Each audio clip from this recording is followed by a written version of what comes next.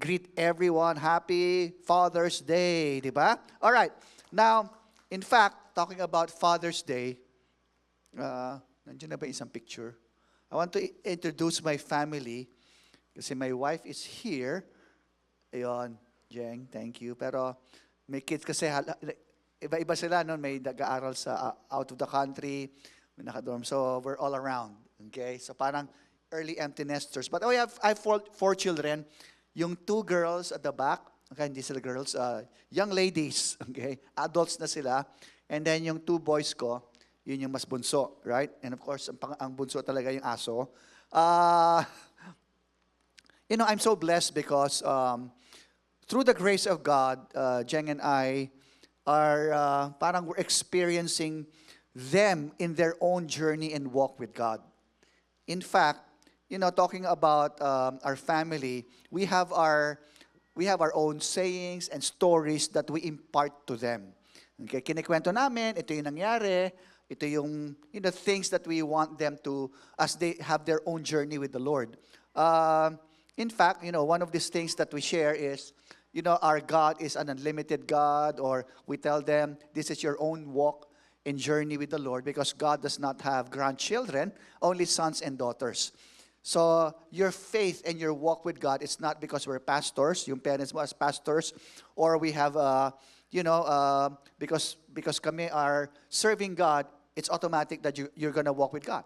So we keep telling them, this is your personal relationship with the Lord as a son or a daughter of the Lord. So, and right now, they have their own journey, they have their own challenges, but they always trust God, because if they just look at us, we'll always be limited, pero sila unlimited. Kaya nga God has opened up the world to them, and so we are so happy for that God has used us because of, hindi naman madali mag-father and mag-mother, right? It's not easy with parents, right? But it's all worth it, okay? It's all worth it. And so, all of these things, yung mga kinikwento namin sa kanila about us, about the ministry, how we started, it had an impact on their lives. Pero I remember, as a family, whenever, sa side nila ng wife ko ni Jeng, maraming mga parties doon. And when they have parties with all the clan, ang daming mga grandfather or grandmother stories. Kasi yung mga grandma niya, pagpupunta doon, kinikwento lagi about World War II, ano nangyari. Alam niyo, pag may mga reunion, kinikwento ng, ito nangyari sa amin, yung mahirap yung ganitong panahon, right? Even in our side, we have our own sets of grandfather stories. In fact, kasi yung sa side ng mom ko, pa nagre-reunion, most of my titos are in the US, mga cousins ko nandoon. Konti lang yung nandito sa Pilipinas. So, nung kinikwento nila, bakit sila napunta lahat sa US? Sabi niya, ang pinaka-start niyan is yung eldest. Yung eldest kasi, sabi niya, nung World War II, ito na naman yung World War II. Okay? Nung World War II daw, sobrang hirap daw, wala sila makain. So they would go, yung mga, I think yung mom ko is the only girl, no? Bunso yung mom ko. Yung mga guys daw, especially mga panganay, pupunta sila doon sa mga forest, kukuha sila mga kamoting kahoy or whatever fruits na makita nila. Yun ang kinakain nila, mga buko, whatever. So, ganun kinakain nila. That's how they survived, at least early on in the war. Tapos, sinabi nila, yung tito ko, yung panganay, sobrang sawang-sawa, parang ayaw ko na makakita ng kamoting kahoy, so sobrang ayaw na niya. Lumaya siya, pumunta siya, nag-join siya ng Japanese Navy at 13 years old. Sabi niya, dito na lang ako, maraming pagkain dito. So nag-join siya sa Japanese Navy. So nung nandun siya, maraming pagkain. So, mabait naman yung mga Japanese, yung mga naval officers, parang salimpusa siya, sige, kain ka, ganon. That was the tail end of World War II. So ang nangyari, while he was there in the ship, biglang dumating sila, MacArthur and the others, yung barko kung saan siya, binomba ng US ship. So, lumubog yung barko. The Japanese ship began to sink. So sabi, abandoned ship. So, talunan sila lahat, pati siya, tumalon siya. So, nakita siya yung sa US ship kung sino nagbomba, nakita, kawawa naman tong baka prisoner of war yan, baka tinatorture nila. Inadapt tuloy siya. Ginawa naman siyang salimpusa ng US Navy. And so, pag And so because of that, dinala siya sa US. Okay? Kaya siya yung pinakauna nandoon sa Amerika because of a twist of faith, di ba? So ganun yung mga kwento. I'm sure you have all yung mga kwento ng mga lolo nyo, yung mga ganon, di ba, na kung anong grandfather stories. And those are important. Have you ever wondered, bakit pag nagkikwento yung mga lolo or lola, parang pare-pareho naman yung kwento, inuulit ng inuulit, right? Parang pareho lang eh. Because it's important to be reminded of what the past was so that we can be grounded to where we are now. Kung gaano kahirap dati, we can be thankful, salamat na hindi nag-gera ngayon. Right? But I'm sure, pag grandfather or grandmother na kayo, meron kayong makikwento na matindi. Alam nyo ano yon? Yung COVID. Once in 100 years lang nangyayari yon. Na-experience natin. Alam mo nung COVID, may mga tangke. Doon sa amin, may mga tangke. Hindi kami, no, right? We can all have our grandfather story and so important. Because para mariremind tayo, ay grabe pala yung nangyari and how God led us out of that to where we are right now. And that's why as we celebrate 40 years here in our movement in victory, we have our own grandfather stories. Yung mga kwento, yung mga sayings, narinig na natin to eh. But it's good to keep hearing this over and over again. So we'll be rooted and grounded to understand where God has taken us and where God is going to lead us. Okay ba yan? So okay lang, we'll share I'll share a lot of stories ngayon as we celebrate 40 years of God's faithfulness to us as a church, as a movement here in Victory. Kaya nga itong series from Mission Field to Mission Force, it's our story to tell. Now, and that is so crucial because, you know, when we looked at, it's a continuation of the text that we had last week, Psalm 78, diba? Yung Psalm 78 kasi, sinusulat ni Asaph yun yung history about Israel. And so, when you think about how to reach the next generation, kasi nga, this is going to be a message for the next generation. So, pero for the rest of you who are not the next generation, those of us who are not below 18 years old, this message is for us also. Okay? May role tayo, and then may charge rin for the next generation. Right? Kasi nga importante, both generations. Listen to this message that Asaph was saying. Because everything can be lost in one generation. Do you realize that? Kung ano man yung pinaghirapan nyo, in one generation, pwedeng mawala yon. In fact, Jeng and I were in Davao last week to attend a conference seminar by Bishop Manny, Mark Bilals, about how to disciple and transform a nation. Not just discipling one person or one campus, but the nations. Okay, how do we do that? And one of the testimonies, although it's both a positive and negative testimony sa shinare ni Pastor Mark Bilals, is that of Korea. Korea, 150 years ago, dun lang sila. That was, their birthing of a nation was 150 years ago. Bata lang nation, tayo, more than 400 years. Magpa 500 years na siguro tayo, right? Sila 150 years. So 150 years ago, they were dirt poor, ang daming they were devastated by Japan and all of these things as a nation.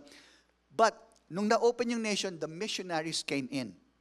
The missionaries came in, diniscipled sila individually, but also in different spheres of society, including the government.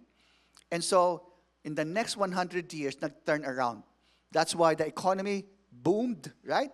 And then, almost 30% of the nation became Christians. Ganon. And they became a missionary. Alam mo yun nangyari? Di ba? But you know what? The sad news is this. One generation later, they're being discipled by K-pop, by BTS. Right? Iba na. The young generation, ayaw nila kay Lord. That's why it is so important for us to be vigilant. Pwede palang mawala na to in one generation. That's what Asaph was saying. Yun yung both warning and as well as encouragement. Kaya na natin to. And that's why the question is, the challenge is, how do we reach, how do we shepherd the next generation? How do we shepherd? How do we reach them? How do we disciple them? Okay? So this message is for us. If you're a parent, it's for us. If you are single, okay?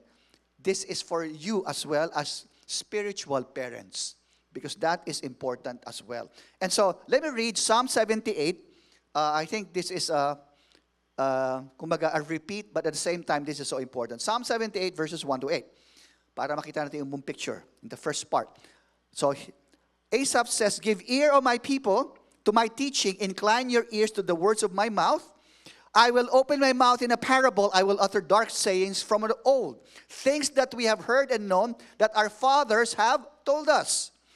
Next verse. "We will not hide them from their children, but tell to the coming generation the glorious deeds of the Lord and his might and the wonders that he has done. He established a testimony in Jacob, appointed a law in Israel, which he commanded our fathers to teach their children, that the next generation might know them, the children yet unborn, and arise and tell them to their children, so that they should set their hope in God, not forget the works, but keep his commandments." Finally, the last verse, "And that they should not be like their fathers, a stubborn, rebellious generation, a generation whose heart was not steadfast, whose spirit was not faithful to God." Let's bow for a word of prayer. Heavenly Father, thank you. Thank you for your word. Thank you that your words are spirit and life. And even today, I pray that you would set it, I set it out, Lord God, that you would accomplish. It will accomplish the purpose for which it was sent. And I pray even right, let it be a great deposit to our souls, that it should, bear fruit, a harvest, Lord God, of righteousness. So Holy Spirit, I pray that you'd breathe life, even as I speak your word, that you would begin, Lord God, Father, that great word inside out of transformation in our lives, in our families, in our communities. In Jesus' name, amen and amen. All right, just a brief background. You probably know this already as a repeat, but this Psalm 78, was written by Asaph, and ang tawag dito sa Psalm, for a layman's terms, this is a wisdom psalm. A psalm of wisdom to give us some insights, to give us some principles, how to navigate. Kasi pinakita ni Asaph, ito ang nangyari. How God delivered, rescued us. Dito tayo galing, dito tayo dinala ni Lord. And he showed a generation who followed and obeyed God. And this is the outcome of their life. They were blessed. But he also said, ito naman isang generation, hindi naman nag-follow, naging rebellious, and this is their outcome. So he was showing them that, because it's possible to go either way. So sinabi niya, he set forth some principles for us of what to do, how to shepherd the next generation or the next generations that we will be in contact with. And so there are 3 principles that we can see from the scripture of how to shepherd the next generation. Remember, the next generation, ang gusto nila is to experience Taylor Swift, BTS, K-pop, K-drama, lahat. Yung gusto nila, wow, grabe. Gusto namin ganyong klase yung storya, ganitong klaseng experience. So how do we win them? How do we shepherd them? How do we shepherd them kung ganun yung gusto nila? Kung ganun yung bent ng heart nila? Well, there are 3 things that we see here. First of all, we need to soften their hearts by sharing God's wonders. Soften their hearts by sharing God's wonders. Kasi nga, our hearts are like soil, as Jesus shared this in the parable of the soils, di ba? Yung puso, iba-ibang condition yan eh. And so whatever the condition is, we need to soften it by sharing ano yung ginawa ni Lord. Yung mga matitinding miracles na ginawa ni Lord in the past. Kasi ang alam lang mga miracle, grabe, matindi yung concert nang nangyayari dito. Grabe yung scene na ganito, yung drama na ganito, right? Yun lang experience nila. We need to give them an alternative encounter by sharing the word of or the wonders of the Lord. Mas matindi si Lord dyan. Wala siyang sinabi sa lolo ko, di ba? Wala siyang sinabi sa Lord natin, right? In fact, anong sabi ni Asaph? We will not hide them from their children, but tell to the coming generation the glorious deeds of the Lord, his might, and the wonders that he has done. I think that's the next slide, right? The wonders that he has done. It is so important to tell, sabi niya, parables. Sabi ni Asaph, tell parables. Tell sayings. Share the stories of the wonders of the deeds of the Lord. Even if you know them already. Okay? Even if you know them already. Why do we hear grandfather stories? Why do your grandparents laging kinikwento to? Over and over? Because it's a reminder. You see, you don't remember, hindi natin maalala what we don't review. We don't remember what we don't review. Pag naririnig mo yun, okay. Kasi think about it, the Bible itself is an orally passed on tradition, di ba? Paano na-pass on yan? Nung wala pang sulat, di ba? Family to family. Teach them to their children. The Shema and Deuteronomy, right? Deuteronomy 6, teach them, their children, your children's children. Sinasabi lagi ni Lord, kwento nyo, tell my story. Tell my story. That's why we have the privilege of, buti nga, na-transfer up to now. And it's the most accurate, reliable document in the history of whatever, of all written things, right? We don't remember what we don't review. We need to soak or immerse the next generation with all the stories on ginawa ni Lord, with all the miraculous stories. You know why? It will soften their hearts. Kung ano man yung condition ng heart nila, maybe it's bent differently, maybe there's doubt, maybe there's fear, maybe there's unbelief, maybe there's anxiety. Whatever the condition of the heart, pag kinuwento mo yung ginawa ni Lord, it will soften. It will make it more malleable again, right? So let me tell some of the wonders of God. Gusto mo makarinig ng mga kwento? Some of this, you probably heard. Some of this, hindi pa narinig. Okay, I remember early on, nung ano pa lang, bago lang yung church, there were only two churches, UBEL and Makati. Puro students yon. We were part of the Makati church, mga 100, siguro mga 180.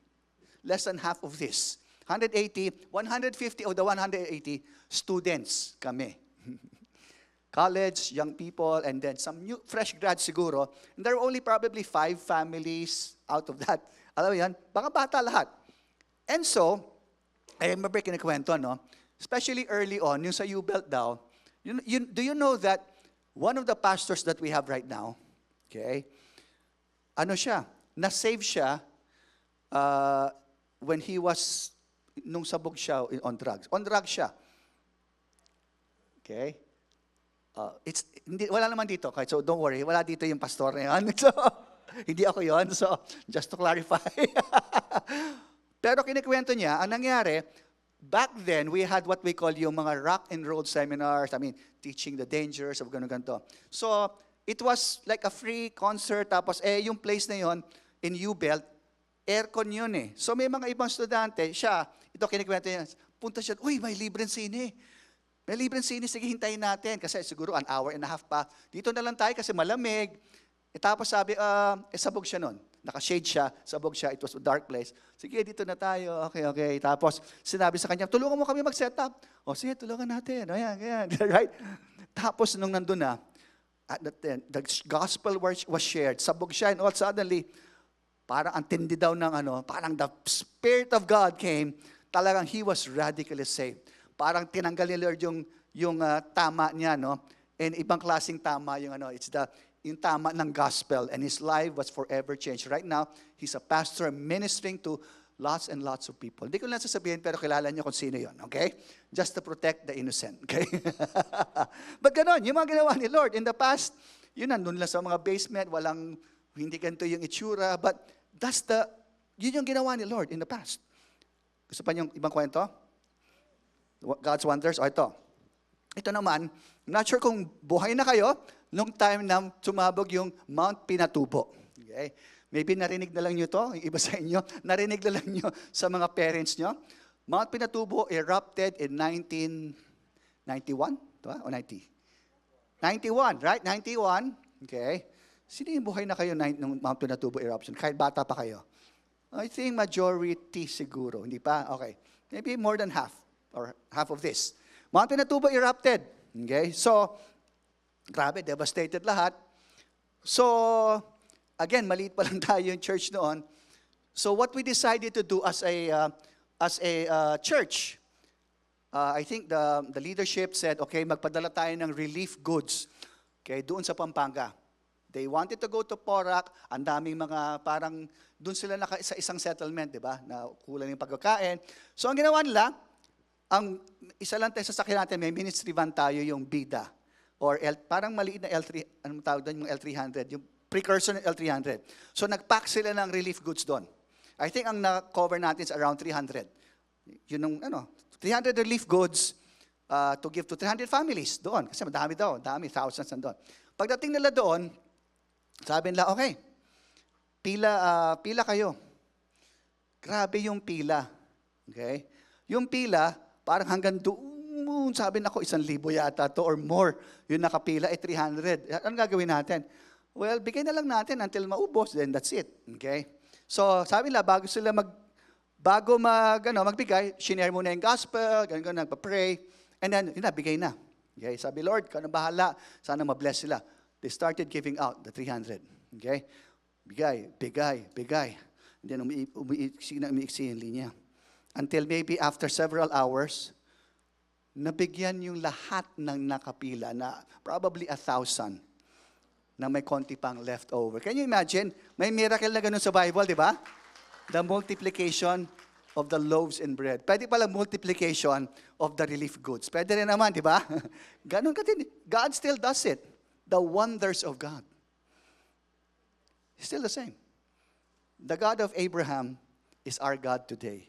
But let me tell you to the next generation, He's the same God for you. For your own journey in faith. And so, gusto pa niyo isa? One more story. Okay, I remember, ang unang ministry ko was the ushering ministry. Because I was, sino yung mga ushers? All right, thank you for serving. Because sinabi sa akin, mag-ushering ministry ka. Sige. Ganun lang, di ba? I was pushed into that. Okay, serve. I was a student then, serve ako. And I remember, there were only 2 services then. May morning and afternoon. Nasa afternoon service ako, pagpunta ka doon to help prepare, parang yung mga tao parang gloomy or parang ano problema? Ano nangyari? Kasi nga I was a student, yung isang kasama namin sa campus ministry, sabi nila, who was part of the music ministry, in between the first and the second service, during lunch, na-kidnap. There on the parking lot. Kunyari dyan may open parking lot, di ba? Pagpasok daw niya, pagpunta sa car niya, bigla may 3 lalaki na kinuha siya, tapos they drove off. Ganon. So, sabi, oh no, ano mangyari dito? So, everyone was praying, talagang hindi namin alam gagawin. So, but Pastor Steve said, let's cancel the service, ipag-pray na lang. Naging prayer service, worship service, I mean, grabe. The Spirit of God was there, like yung mga songs of worship, iba, mga prophetic songs. But you were praying na, number 1, that hindi sana, Lord, mabalik itong person na to, alive and well, without any injury. Kahit isang buhok, hindi mabawasan. Or whatever, di ba? Pag-pray namin yon. Sana, mabalik yung kotse or whatever, that sana ma-share ng gospel, kung ano. And so, we kept praying and praying for several hours. And then after maybe 2 hours or so, okay, dismiss na at least yung sa service. Kasi naging parang prayer meeting, di ba? After that, okay, let's go. But kami, we chose to stay doon sa place nung family. Okay, kasi kasama namin yon. We were in the same campus ministry. So we kept praying, and then we were talking. And then you know what happened? Siguro, let's say 3 o'clock yon. Let's say 3 o'clock. Pagdating ng 7 o'clock, she called.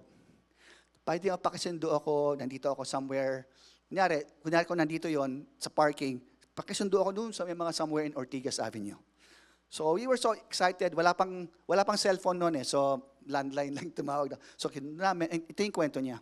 So during that time, nung kinidnap siya ng 3, gagamitin nila yung car for a crime or something.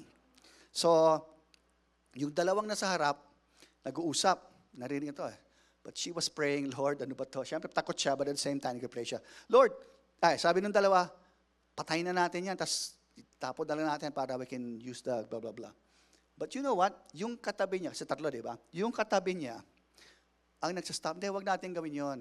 Kasi ganun-ganon. Para naging mediator. And you know what? Napag-pray pa niya yon, guy na yon. Oh, wag nilang gawin, blah, blah, blah, ganon. And so, somehow, it ended up, long story short, sabi, sige, baba na lang natin siya dyan, tapos gawin natin kotse. So, binaba siya doon without any injury, and hours later, or maybe, I think, several hours later, or the following madaling araw, nakita nila yung car, and everything was, parang wala, parang ganun, lahat ng mga prayer namin, sinagot ni Lord. Grabe. God is so amazing, right? Now, do you know what you will do? Especially, teenagers siya noon eh. To all the teenagers. Hopefully, wala namang mangyayari ganun. But, if you are in a tough situation like that, anong unang lalabas sa mouth mo? Sa thought mo? Right? Let me tell you, God is the same God. It may be years ago, ginawa nila ito. It may be years ago. Si David, sinabi niya yun, di ba? I think in 2 Samuel, nung kinidnap lahat ng pamilya, pinag-pray niya. He pursued them, na binalik ni Lord lahat ng mga kinidnap. Can you imagine? It's the same God of David. It's the same God of our friend. It's the same God that we're serving today. Can Taylor Swift get you out of that mess? Siguro pakinggan nyo. Baka ilibre nyo. Itong free concert ticket, pakawalan nyo lang ako. But let me tell you, that's the kind of God we serve. And as you tell your own stories, maraming storya sa Bible. Even if you don't have that sa Bible, ikwento nyo yun. Those are still stories that are true. Totoo yun. That's the truth. Keep sharing that to the next generation. And you know what? Kasali tayo sa kwento ni Lord. Hindi lang historical ang Bible. It is part of a stream of history going all the way to eternity. Okay? Kasama tayo, nandun tayo. Okay? So it's important to know this God, to soften their hearts. Secondly, ang sinabi ni Asaph is to be second principle, to shape their hearts by teaching God's word. To shape their hearts by teaching God's word. So, kung malleable na yung heart, di ba? Yung soil, pwede na natin taniman ng properly. Pwede na natin i-shape yan. Kung nakabent yan towards this, towards all of these, things in the world, we can reshape them para naka-point kay God. We're not looking for perfection. When we say shepherd, hindi ibig sabihin perfect na sila, wala na silang palpak na gagawin or palpak na pag-iisipan. But when we say to shepherd, we are directing them towards God. Directing their hearts. Why is that important? Kasi sometimes, ginajudge natin, grabe naman itong ito, ginagawa niya o pag-iisip niya. And we forget, it's not perfection, but direction. To align, to shape their heart towards God. Let me ask a question. For example, si David. Because yung orientation ng heart natin, yung bent ng heart natin is so important. Ang question ko is ganito. Si King Saul at saka si King David, right? Si King Saul was rejected by God. Remember? Nagrebel, ganon. Kaya, the kingdom was taken away from him. Pero si David, anong sabi kay David, description kay David? He was a man after God's own heart. But if you review their lives, parang yung sin ni King Saul, mas, at least humanly speaking, mas maliit sa sin ni David. Ano ba yung sin ni David? Adultery, murder. Si King Saul, rebellion, attempted murder, kasi hindi niya napatay si David, di ba? And all of that. So para pag iniway mo, Lord, mas matindi yung ginawa ni David, bakit hindi mo kinuha yung kingdom kay David? Have you ever wondered why? Because their hearts were different. Their hearts, iba yung orientation. Yung orientation ni King Saul is about himself. The orientation. Nung kinokorek siya ni Samuel, hindi siya nagpakorek. Right? He tried to save himself. Ay, nako, sabihin mo na lang sa tao na ganito. Right? It was all self-centered. Si David, when he was being corrected by Nathan, by the prophet Nathan, he repented. Because his heart orientation is different. Right? Kaya nga, at the end of his life, ang sabi ni Lord about David, he's a man after my own heart. Nakaganon. It's not about perfection. It's the orientation and direction of your heart. That's why it's important. Mas-shape natin yun towards God for the next generation by teaching them God's Word. Because if you don't teach them God's Word, okay, diba? It's like hiding them. Hiding. Now, I'm glad shinare kanina about inheritance. Diba? In the Proverbs. Inheritance are important. We all like inheritance. Actually, that's part of the things that God is brewing in our hearts kami ni Jeng. But inheritance are so important.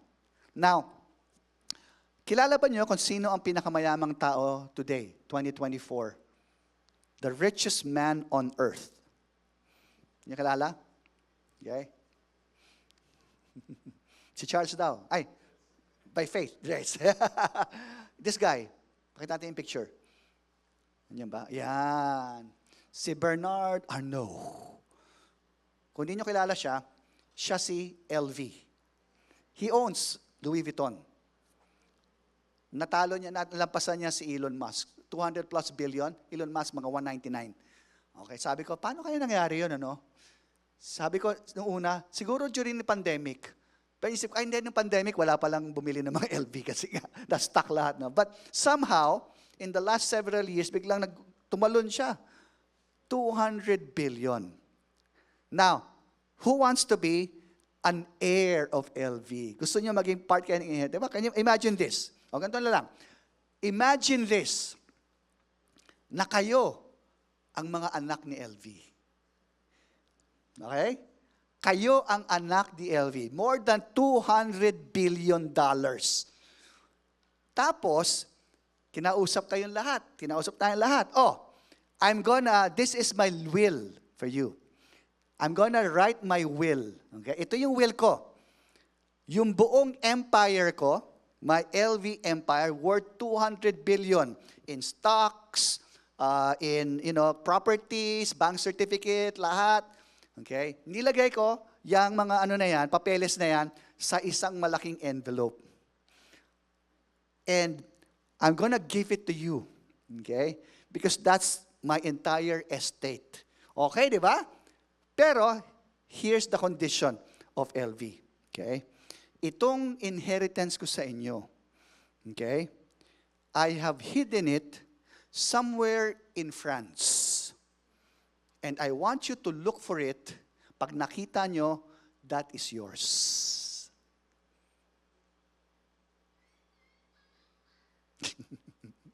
Okay ba yan? Treasure hunting di ba? Pero wala kang mapa. Right?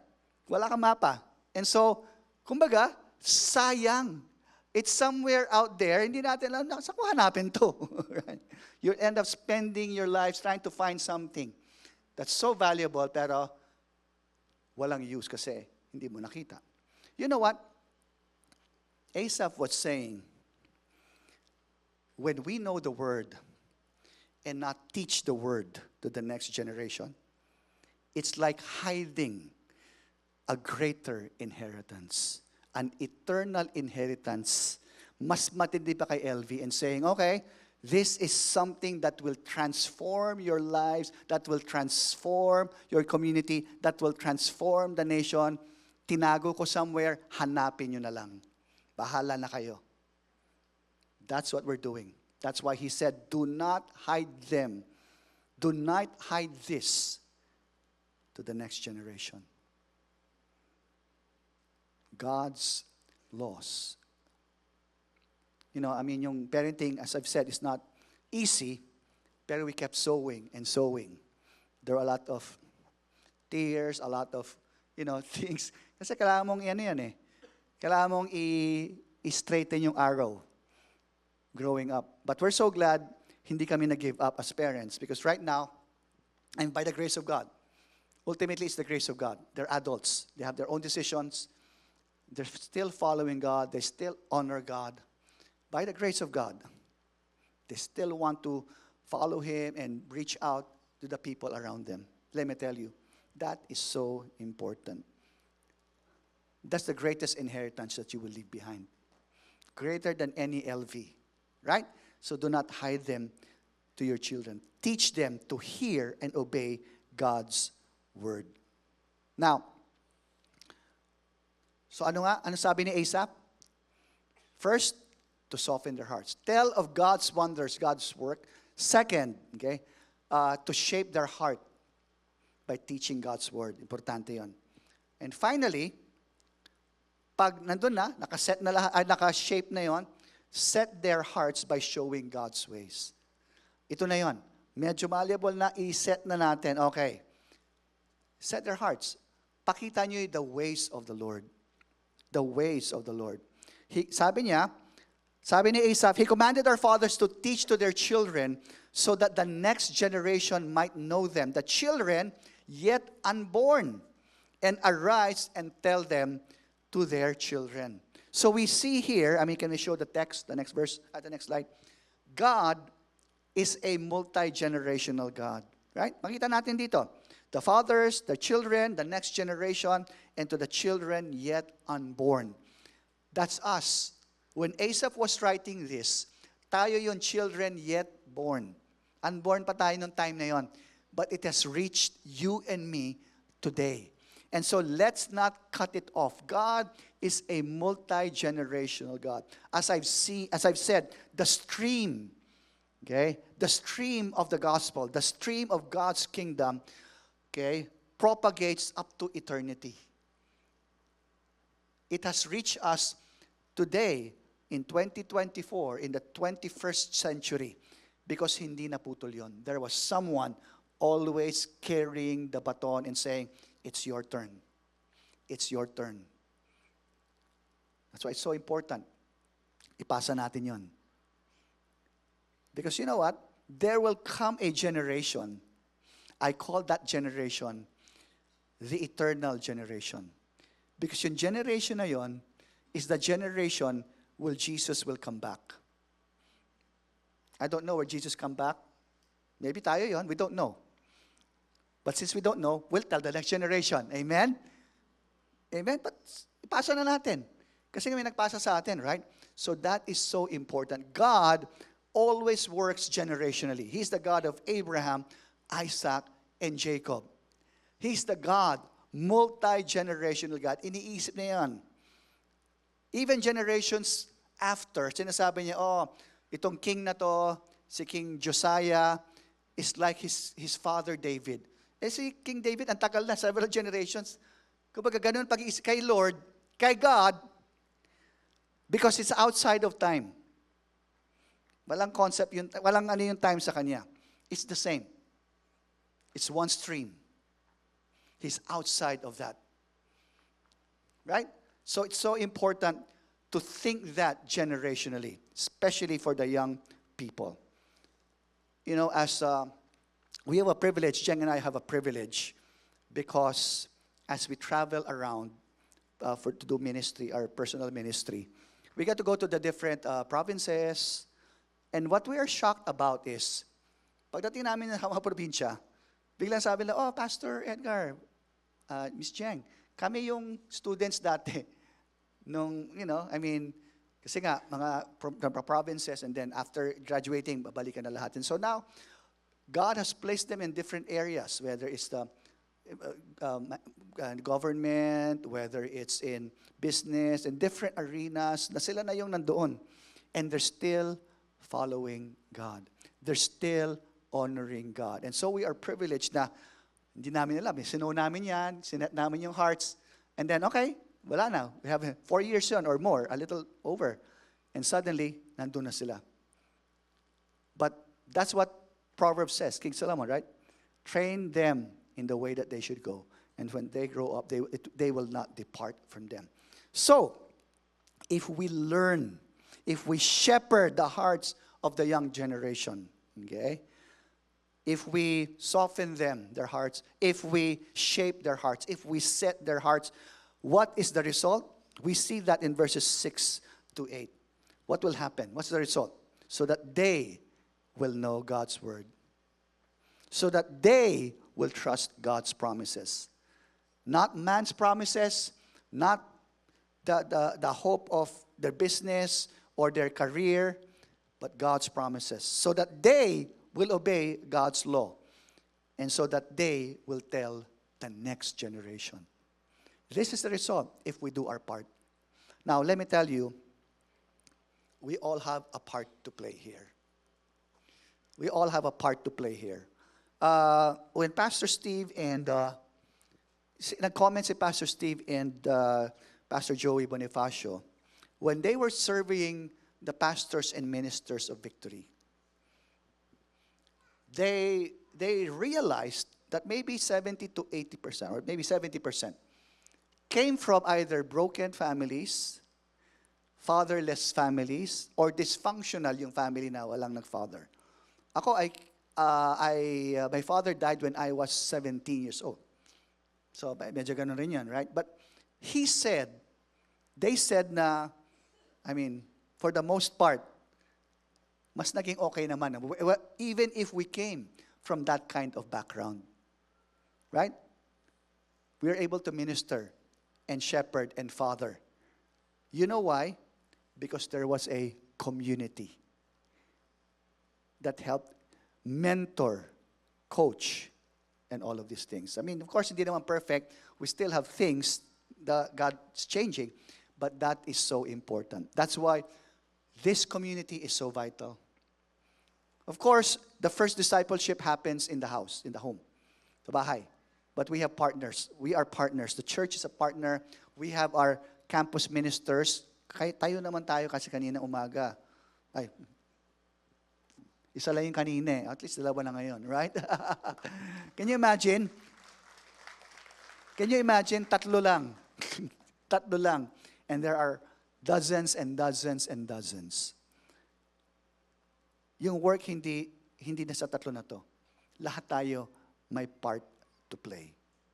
We have a part to play if you want to shepherd the next generation. So,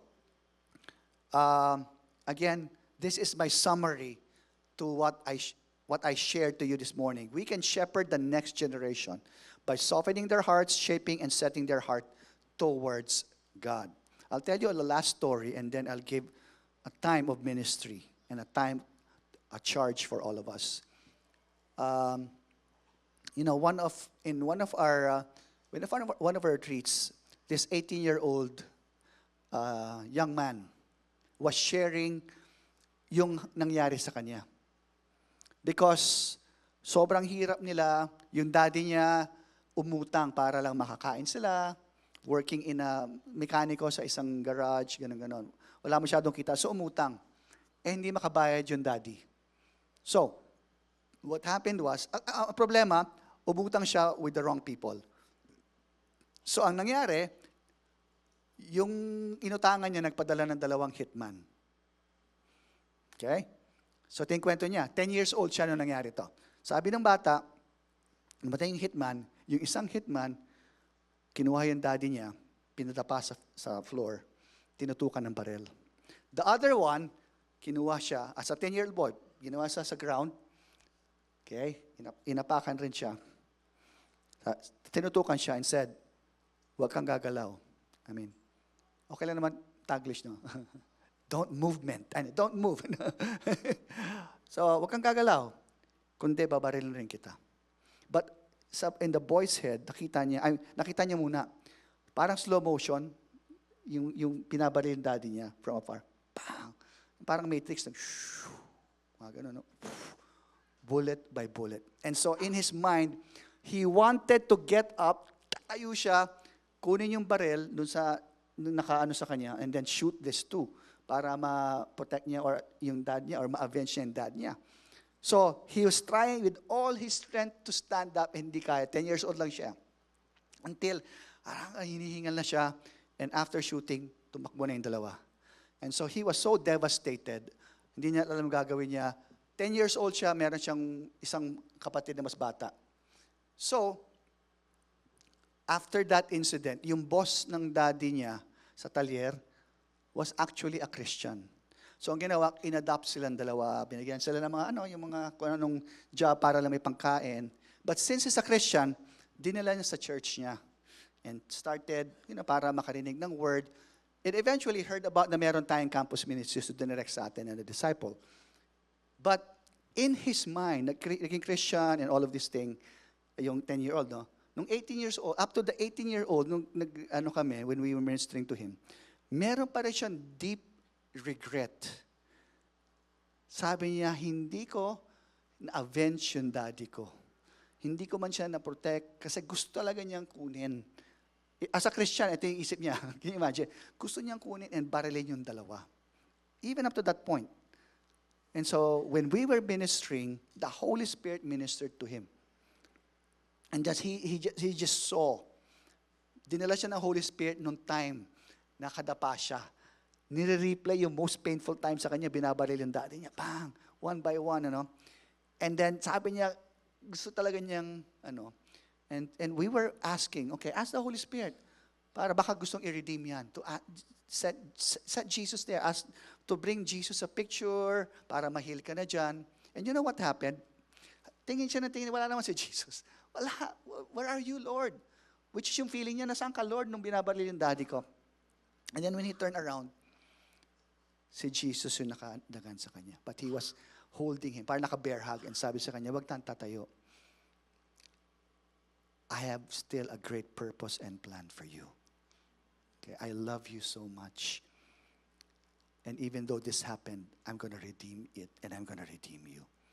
So nung time lang na yon, parang umiyak siya and then doon lang nawala yung regret na yon. The burdens he was carrying. And that's why right now, he's been able to minister to many of his classmates, many of yung mga kabatch niya as a senior high school student. Let me tell you, God's wonders, God's word, God's ways. Hindi magbabago yan. It will transform us inside out. Amen? Let's all stand up. I'm going to ask a time of ministry now. Here's what I want to do.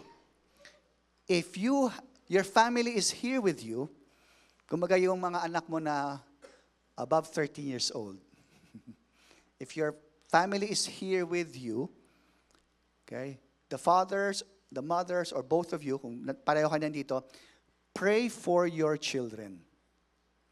Pray for your children, minister to your children. As Malachi said, God is setting the hearts of the fathers to the children to the fathers, so that He will not strike the land with a curse. Pusan na natin yun, right? Pray for your children. Now, if you are single or wala ka pang children or whatever that is, it's okay. We are spiritual fathers and mothers. We can be a spiritual father and mother to the next generation. Right? Sa campus ministry, 3 lang nang nandito. I mean, konti lang, but we need all of you to partner with us to reach the next generation in whatever way. The least you can do is pray for them. Mentor them. Coach them. Right?